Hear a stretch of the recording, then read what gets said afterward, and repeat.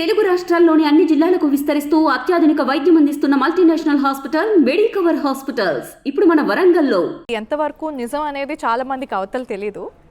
చిరంజీవి గారు ఒక మాట అన్నారని చెప్పేసి మనకి ఒకటి వచ్చింది. మెగాస్టార్ని నేనయ్యాను, అన్ఫార్చునేట్గా నువ్వు అవ్వాల్సింది సుమన్, నేను అయిపోయాను అని చెప్పి ఈ మాట బయటకు వచ్చింది సార్. ఇది నిజమేనా? ఇది ఫస్ట్ టైం నేను వింటున్నానండి.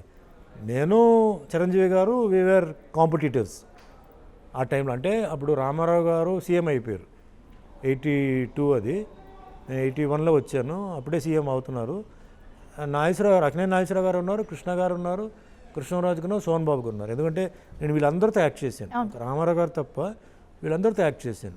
వాళ్ళు ఉన్నారు, అప్పటికి ఉన్నారు. ఇంకా వాళ్ళ తర్వాత వాళ్ళు రిటైర్ అయ్యారు. అండ్ నెక్స్ట్ బ్యాచ్లో ఉన్నారు చాలామంది. But competition was between me and Chiranjeevi గారు. He was more senior to me, age-wise, experience-wise, but the competition came like that.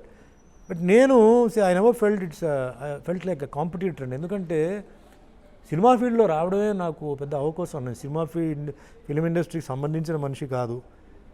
మా బంధువులు ఎవరు డిస్ట్రిబ్యూటరో ప్రొడ్యూసరో కాదు.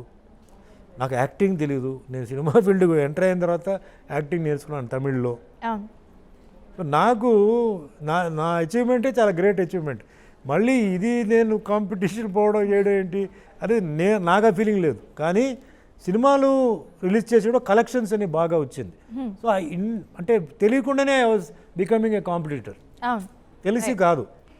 అండ్ నేను ఎక్కువ చిరంజీవి గారి సినిమాలు అన్నీ చూసేవాడిని. ఎందుకంటే ఆయన సాంగ్స్ కానీ ఫైట్స్ కానీ ఏం చేస్తాను. అందుకే అప్పట్లో వేరే ఎవరు ఆ సాంగ్స్ ఫైట్స్ కానీ ఆయనలాగా ఎవరు చేసేవారు కాదు. అంటే ఆ జనరేషన్ అయిపోయింది. కృష్ణ గారిది, కృష్ణరాజు గారిది అంతా ఆ జనరేషన్ అయిపోయి దిస్ వాజ్ ఫ్రెష్ ఇది కమింగ్ ఇన్ టు. మరిన్ని వీడియోస్ కోసం ఛానల్ ని సబ్స్క్రైబ్ చేయండి. లేటెస్ట్ అప్డేట్స్ కోసం వాట్సాప్ ఛానల్ ని ఫాలో చేయండి. అండ్ లింక్ డిస్క్రిప్షన్ లో ఉంది.